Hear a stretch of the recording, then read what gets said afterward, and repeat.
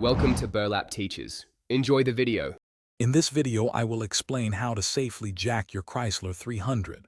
Before we begin, gather your essential tools: a reliable floor jack, 2 or 4 sturdy jack stands, and wheel chocks. Safety is paramount, so always ensure you are on a level, firm surface.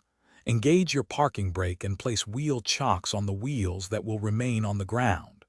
This preparation is crucial for a secure lift. To lift the front of your Chrysler 300, locate the sturdy front crossmember, which is a strong, central point behind the engine. Carefully position your floor jack directly underneath it, ensuring the jack pad makes full, secure contact.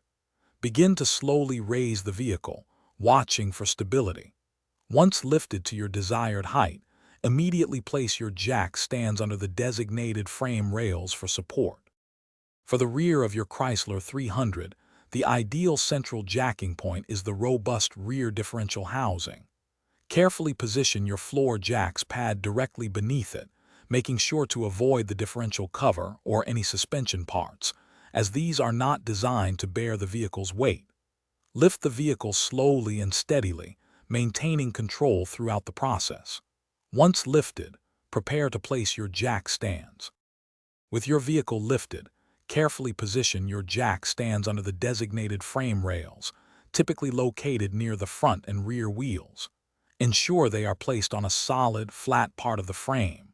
Slowly and gently lower the vehicle onto the jack stands, making sure it settles securely.